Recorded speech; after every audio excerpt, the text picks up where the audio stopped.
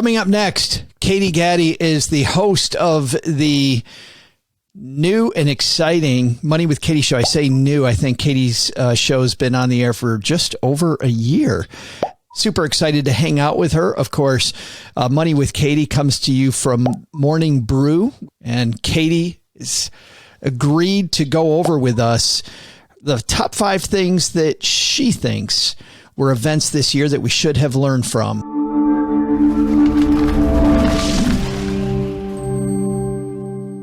Katie, how are you? I'm doing great, Joe. How are you? Well, I'm super happy to finally meet you. I feel like I know you, like listening to you as I'm out on my run in the morning. And it's so great to finally be face to face. Let's talk 2022 for a second, Katie. I mean, we're going to do that. You've been nice enough to give us a top 5 events of 2022 that we can learn from. But how was 2022 for you personally?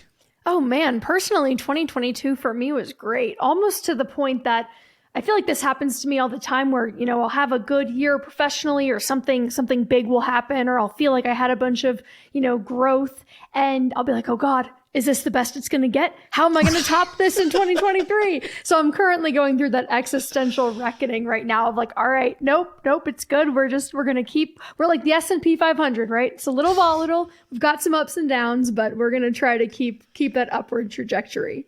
We're going to keep on chugging. We're going to keep on chugging. It's so funny. Well, I'm like you so much in that way. I'm always waiting for the other shoe to drop. Yes. Like, I'm like, it's too good. It can't be this good. I know. I don't know why that is. I think it's probably just a defense mechanism. But, you know, I've also heard, who was it?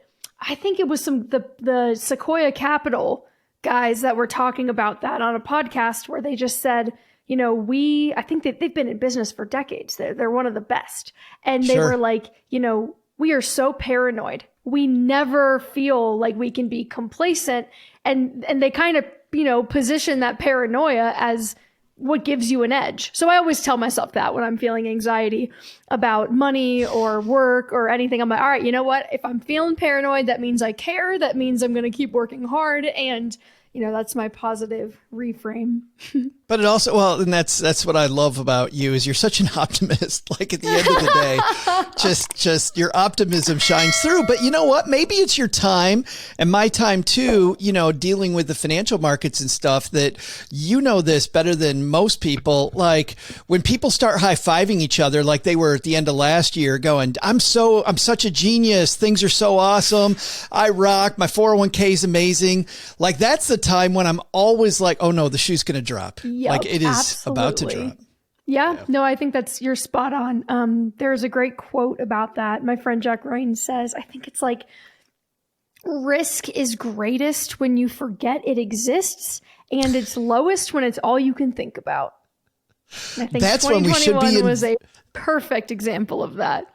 Amen, sister. Well, and that's the time we should be investing. And look at, you've gotten tons of questions. We've gotten tons of questions. Like, should I pull back on my 401k? And I'm like, hell no. Hell no. No. Well, let's dive into this. You've been nice enough. Are we going to do these? Tell me how we're going to do these, Katie. Are we doing them David Letterman style, like 5, 4, 3, 2, 1? Or are we doing them in no particular order? Tell me chronological order. Yeah, how did you list these out? I'm thinking no particular order. This is the kind of the way in which they came to my brain. So I think it's probably reverse chronological order on that because it's the most recent things, and then I'm working my way back in the year. But hey, should we get started? Are you ready for the first one? Absolutely. Yeah, let's do it. All right, cool. So the number one event that was kind of on my mind from looking back at 2022 in this kind of broader context was the FTX meltdown and the arrest of Sam Bankman-Fried.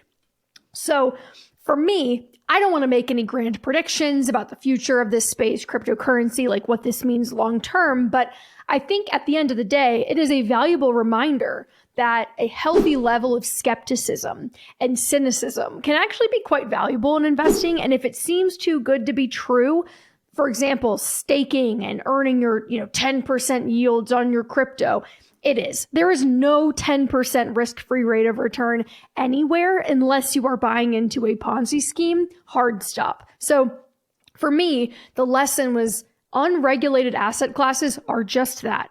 Unregulated. Everything mean reverts eventually, right? And I think this signals a larger reckoning for cryptocurrency as a whole.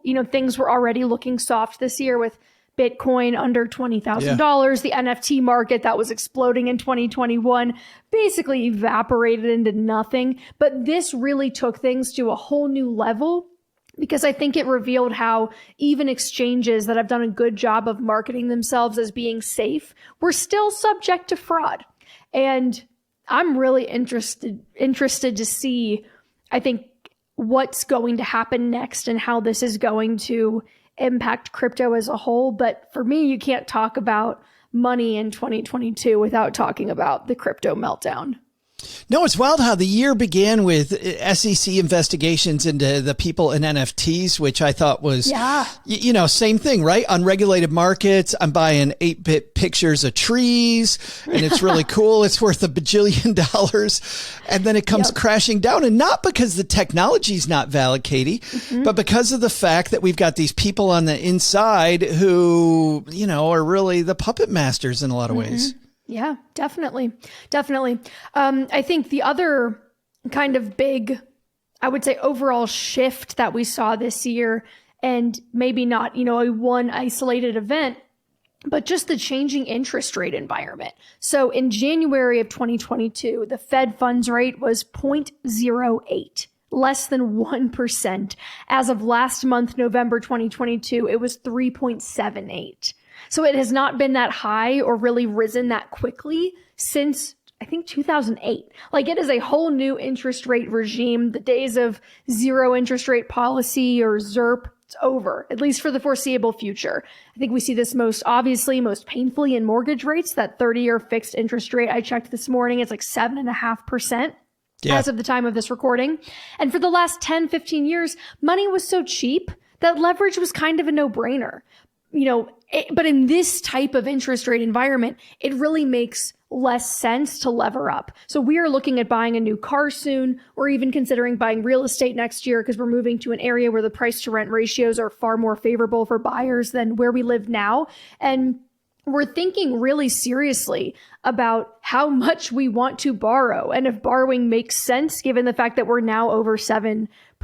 Like, the chances that our money is going to outperform the cost of leverage in the stock market after inflation is kind of a crapshoot at this point. So I think the big lesson for me in 2022 is the way that we approach borrowing is changing, and that cost benefit analysis looks really different now, and it probably will for the foreseeable future. Well, and what it also signals to me on that same note, but a little bit of a tangent, is we saw lots of statistics going into the holidays that people knew the interest rates were higher. They knew the environment's changing, and yet we're not going to change our spending habits. And I just feel like in this higher interest rate environment, man, if you don't have a solid foundation, like, this should be a big signal, I think, to a lot of people, like, get that foundation in place, because the cost of just going, I'll just go borrow a little bit of money because it's at nothing. That doesn't exist anymore. Not anymore. No, exactly. And I think whenever we have talks of recessionary fears, high interest rates, unemployment coming potentially, there seems to be, you start to get that question more of like, how should I prepare? And to some extent, the thing that I always feel like I have to say is the time to prepare was in 2021 when things were really good. Like, if you're kind of got your back against the wall now, it's going to be more difficult. Not to say it's impossible. Nothing is impossible. And it's not that you can't go out and increase your income or find interesting investing opportunities now. But to me, this whole kind of shift, it almost felt reminiscent of 2020, where things took a turn so quickly and there was so much uncertainty that, it's that signal like, all right, it's time to buckle down, go into austerity mode. And I think for me, I learned a lot in 2020 about the importance of being prepared. And if you stay prepared, you don't have to get prepared. And hopefully you're going into 2023 and this talk about recession with a really strong foundation, that, you're going to be able to actually take advantage of buying opportunities in the market, as opposed to feeling like, oh God, I have to shore up my, weak sides here because I've been a little bit loose. I know, by the way, you don't like to play the crystal ball game. Yeah. But do you still think there's more fallout coming in terms of interest rates? Let's hang out with interest rates for just a minute longer. Yeah. Oh God. It's funny that you said at the beginning of this interview that I'm an optimist. I think at my core I am, but I tend to be pretty pessimistic about things like this, where I'm like, I know that we just had that inflation print. It's going back down. I think there's cause for optimism around, Jerome slowing his roll a little bit, but I wouldn't hold my breath. I do think though, or I do wonder, I had a great guest on the pod a few months ago where I kind of wonder if we've already seen the bottom in the stock market. It's possible that this is all one big, dead cat bounce, but I do wonder if we are through the worst of it in the market. I don't think the economy is through the worst of it, but yeah. Her name's Liz Young. She was just talking about how it's always important to remember that because the stock market is a forecasting mechanism, it's forward looking, it's pricing in all the bad things that we think are going to happen far before they actually happen. So, 6 months ago, things were super, super bleak. And it's not to say that we've really fully recovered, but we're down 15% year to date now instead of 25, which is where we were like a month or two ago. So I do have I'm optimistic about the stock market. I would not be surprised if they continued to raise rates a little bit more. But at this point, it's one of those things where I kind of feel like, let's find the silver lining, because we can't control it. And to me, the silver lining is my kind of third point of, the 2022 takeaways, which is that bonds are back. Rates are going up, bonds are back on the table. Drum roll, please. Over the last decade or so, it seemed as though bond exposure wasn't really worth it because yields were so low. And I was seeing stuff everywhere that was basically like, hey, the 60-40 portfolio is dead. The 4% rule is dead. Not anymore. You can get a 4% risk-free rate of return on a 10-year T-bond. That has not been the case for 10 years. And over the last few years, with all the grumbling about how the 4% rule is dead and fixed income is, no longer worth owning, higher interest rate environment, that tune is going to change. And I think it's a good opportunity to kind of revisit asset allocation and just kind of check back in and say, hey, was this year terrible for me having my entire portfolio be down 25%? Maybe my stock allocation is a little bit high. Maybe I shouldn't be in 100% S&P 500 if that's what you're in and you're considering rebalancing. But I do think that the silver lining of interest rates, though we can't control them, is that bonds are back. And in some ways, that's a nice shift after the last decade or two. I'm so glad that you said that because it truly isn't about the markets. I love your framing that it's about you, right? Mm-hmm. I mean, this is about you. And so often I feel like we jump on this roller coaster because we think it's one thing, then we get halfway down and we go, oh shit, like this is way harder on me. And if you can't sleep at night, if you're having trouble psychologically because your money's down so much, I really love that part of investing that, shift it today. But because my initial reaction, Katie, when you said that was, if I'm an aggressive investor, does it matter that bonds are back? Like that was my first reaction. And maybe it doesn't unless it's affecting you. Yeah. Well, I think it also depends on your age, right? And your time horizon, when you're going to have to start drawing down on your portfolio. I think that's going to be an aspect of this. But I also think I really like using Portfolio Visualizer and doing back tests and just seeing through other periods of, recessions and volatility and lost decades even. Like I love the 2000 to 2009 example for the S&P 500 where you close out, I think even into 2010, you're still lower than you were in the year 2000. Yeah. So I think this idea that the S&P 500 is a sure thing within 10-year periods or fewer, it's kind of a false sense of security and safety. And if you had some bond exposure, if you had some exposure to other asset classes during that time, you actually ended that decade up. It was not a lost decade for you. So I think sometimes because we look at the last 10 years, we extrapolate that forward and say, well, the S&P 500 is always the top performer. Like large cap growth always is going to win. And that's just not the case, especially over the last 100 years. So I think it is a compelling case for diversity, whether that diversity comes in the form of other indices or bond exposure. But I would say my fourth inclusion of kind of 2022 lessons comes back to small cap value. And when I was writing my notes for this, I wrote small cap value is coming back, ? Because I've always been a fan of small cap value. Sure. That asset class to me, because it represents kind of the polar opposite of what I hold in my S&P 500 and other large cap growth or large cap blend funds. So I love Paul Merriman's work. He makes a very, very compelling case for small cap value, but it just has not done well in the last 10 to 20 years, especially not compared to the S&P 500. But this year, it's outperforming the S&P 500. I think it's like down 8% year to date instead of 15 or 16% year to date as of the time of this recording. And I was reviewing some BlackRock materials the other day. It's like their 2023 prospectus. And it sounds like the interest rate and inflationary environment that we are in provides quite a good outlook for asset classes like small cap value. So there was this narrative or this question over the last several years of like, is the US value premium dead? Is it over? And I think a lot of that was driven by zero interest rate policy. And I do wonder if it's going to follow that same narrative trend that bonds have right now that, hey, in a different monetary environment, we may see a different story emerge. And that's not to say that the S&P 500 isn't a good index to hold, just that diversifying beyond it is probably a good idea, especially in this new regime. I just start thinking about all the times I've heard this during my career. 1998, 1999, there's a new economy, Katie. Remember this one? There's a new economy. Earnings don't matter. It's all pets.com. It's going to go to the moon and none of this matters. And then the lead up to 2007 to 2008, like real estate for the win. It's just real estate all the time for the win. Come on. And now the last 10 years, it's so easy. If you've been an investor for 10 years, somebody's hearing you right now, Katie, going, small cap what? Right.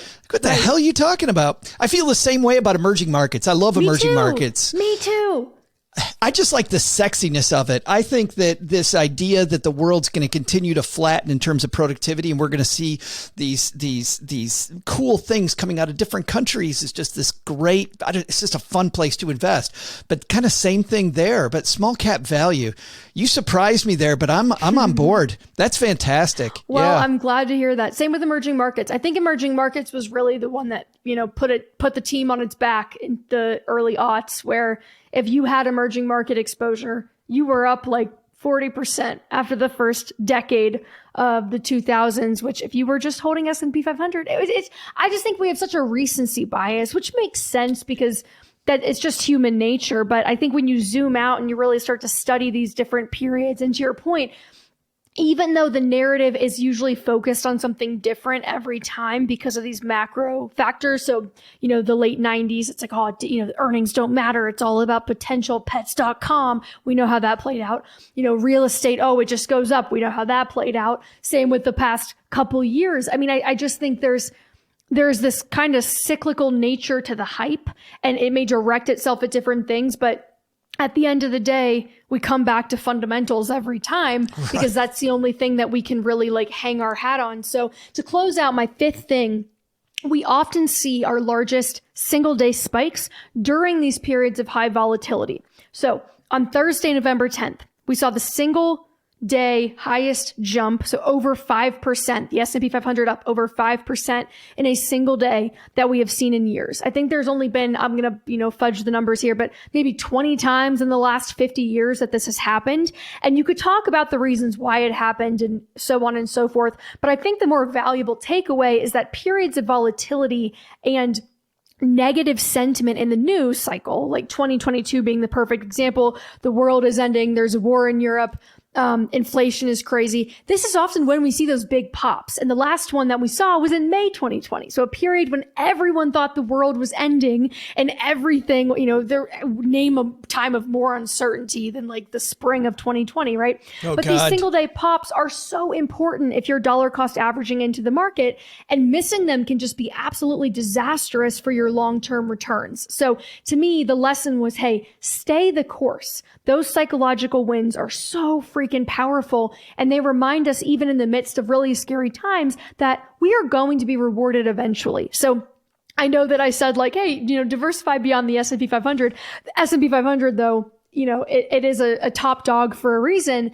And I love during these periods of volatility when you have those questions like, hey, should I hold off on the 401k? Should I pause my contributions? Like, should I just wait for things to calm down? I love those big days because it's such a reminder that you never know. And the only way to make sure you don't miss them is to stay in and just keep doubling down, trust the process. This is what I love, and I also hate periods like May of 2020 when I read about so many pros getting their butt kicked, right? And it just reminds me that if we have pros that are, I'm thinking about this one financial advisor, Katie, that got 90% of his clients to cash. And then the market over the course of a very short period of time just went right back up. I mean, it was a knife down, a knife back up. And so he ends up costing his clients just a ton of money. And then I think if these people can't do it and the data they have, our average stacker out there, the average Money with Katie listener, why do we even try to play that game? Just hang on. Yeah. My husband learned a hard lesson back then. He was messing around with options and he tried to short the S&P 500. He lost thousands and he was like, I'm done. No more options. Cause he was looking at everything and was just going, how the hell could this go back? How could this possibly rebound? But because of monetary policy, you don't know what the Fed is going to do. I mean, I guess the writing was kind of on the wall of what they were going to do because we know what they did in 2008 and in the aftermath of that.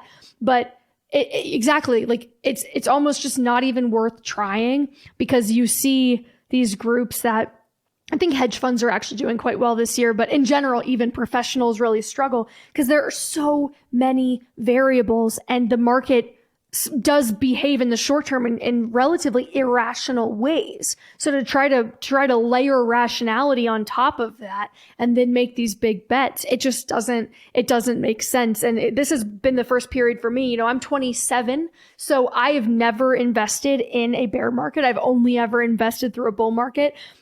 And I felt like when I was reading all my FIRE books and all my investing content and really stealing myself for this, and every single one said, hey, there are going to be periods where there's going to be blood in the streets. You're going to want to get the hell out. Everything in your amygdala is going to be screaming at you to stop, to cash out, to cut and run. And you have to have the mental fortitude to hang on. And this year was kind of my first challenge in that way where I was tested and had to really put that to the test. And fortunately, because I had income the entire time and I'm young, it was relatively easy to stay the course. But I can understand that fear. It's a little bit like when you're on a plane and there's turbulence. Before you get on that plane that the rate of, the risk of being in an accident on a plane, 1 in 10 million minuscule. Or 100 million. It's minuscule. There's practically it's the safest mode of transportation by far. But when you're actually on the plane and it's shaking you around and up and down, there's no more, the mental kind of cognizance gets overridden by just fear. And I think investing is much the same way. And it's that practice of how do I remain calm and continuously just come back to the data and my investing philosophy. And I think if people can withstand this year, they can withstand anything. And I think that's the other silver lining of if you can make it through this year, if you can keep DCAing in and not sell, you've kind of proven to yourself that you have the mental fortitude to stick it out. And we may be sticking it out for a long time. We know that these types of downturns can last years, but I do think it's a good testament to be hey, yeah, I got this. I'm not just a bull market investor. I can really do this. Do you know what though, Katie? You know what makes me calm down on a plane when there's turbulence is when the pilot comes on ahead of time and says, hey, there's turbulence coming, right? Just that. So I'm so happy that you were the pilot today telling us that there will be more turbulence. Yes, there will be. The metaphoric flight attendant. You're do they look nervous? No? Okay, I guess we're good. I think we might be fine. But I wrote down a couple big themes here that I think from your top 5, and thank you so much for doing those. The plan really matters. Creating your plan in 2023, I think is going to be great. And to your point, if you don't have one now, the best time to have one was before, but if you don't, let's do it today. And then the second piece that I absolutely love is that diversification matters. Yep. Like staying diversified, getting involved in this hot thing, you know, looking at FTX and what's going on there. If we got over involved in crypto, maybe not a great thing. We got over involved in the S&P 500, maybe not a great thing. If we forgot about bonds, maybe not a great thing. Keeping that long-term approach and that diversified approach is I think, for the win. Absolutely. So you know, Katie, that you can trust me. And that nobody listens to the stacking. I mean, it's just you and me sitting here. What's coming up on Money with Katie that you've told nobody yet? You've told nobody yet. That's like the big secret that, you know, just you and I could share. Oh, I love that. Well, nothing is set in stone yet, but we are thinking about launching a second show of some kind. Oh, so sweet. Yeah. And I haven't really talked about that at all. So yeah, you heard it here first. But the Money with Katie show is highly research intensive. It is scripted from start to finish. There are 50 plus hours of work go into every episode across our team. It's a very labor intensive show, and it is my pride and joy. I care deeply about the format and that it is a really premium experience that you always walk away feeling like, oh my God, I just learned so much in that 30 or 40 minutes. And I think we're trying to shift a little bit and adding something to our repertoire where it's a little more conversational, a little more laid back, maybe a little bit more lighthearted. Some of the things that we cover on the show they're very serious, and we do it with a humorous tone, but we are exploring adding another show to the docket and taking kind of a different approach just to test it out and to see how it goes. So I think that's probably so what's coming in 2023. It's absolutely fabulous. Well, I'm raising a glass to you, Katie. Here's to a great Here, 2023. Happy New Year's, my friend. Happy New Year.